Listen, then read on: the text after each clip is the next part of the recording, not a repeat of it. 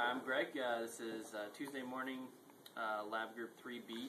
This is lab 8, shear plate interferometry. So, as in the previous labs, we have a Heaney laser aligned along the optical rail with a objective, a 20x objective, and a 25 micron spatial filter, followed by a collimating lens here. So we have essentially a plane parallel plate here, which is a non-wedge shear interferometer that deviates the beam 90 degrees towards our observation plane, which in this case is just a CCD camera. We have two polarizers here, which will attenuate the beam, allow us to image the resulting fringe pattern. The idea basically is to take a look at, in the first part of the lab, what fringe pattern looks like with a non-wedge shear plate interferometer, and then swap that out later, as you'll see, with a wedged shear plate interferometer. Hi, I'm Fa, and I'm continuing the lab with the non-wedge shear plate experiment now.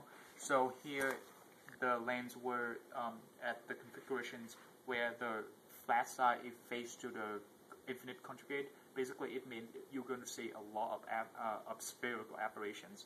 So if you see the pattern on the screen, you see at the best focus, you can see spherical aberrations. Basically, if you have no spherical aberration, you're going to see a uniform from a distribution, but now you see a lot of spherical aberrations. So if I introduce some defocus, you would see it's going to have two loops. This one when you go inside, and here it means you go outside of best focus. And when you introduce decenter, it's not going to do anything to the pattern, except it's going to change the contrast, or it's going to shift the pattern to left or right.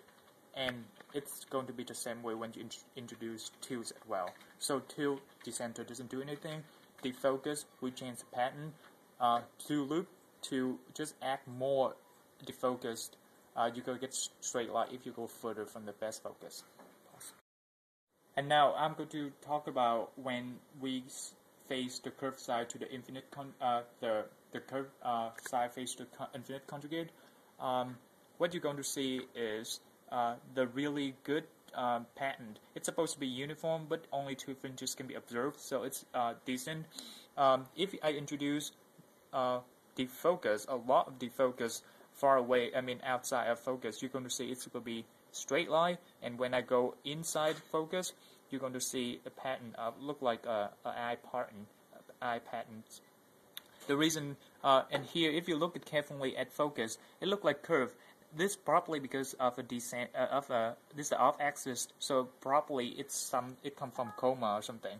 And again, the center and two doesn't change anything except changing the contrast or moving the fringe. Hello, my name is Kevin, and in this part of the lab we analyzed a wedged plate interferometer as opposed to the zero wedge plate we were using in the last part of the lab. So in part E, we first used a reference lens, which is set at the focal point of this test mirror here. And if you zoom in on these fringes, this is at best focus here, and you can see that it has a little bit of residual spherical aberration, even though it's a very good test lens. And as I change the defocus here by adjusting the distance between the reference lens and the mirror, you can see that the fringes get tilted a little bit. Or the orientation of the fringes with respect to the reference line changes as we scan through focus. And then if I go back to the best focus and tilt the reference mirror a little bit, it scans through the fringes, and it also changes the orientation a little bit.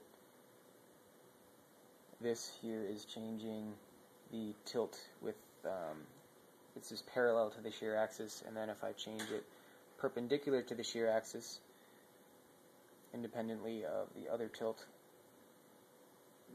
it doesn't have much effect, but it also does change the orientation of the fringes just slightly with respect to the reference line.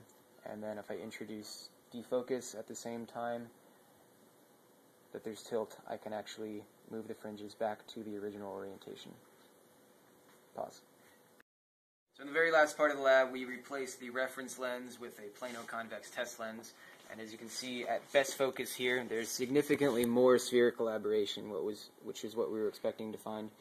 And then as we scan through defocus here, you can see how the fringe pattern changes.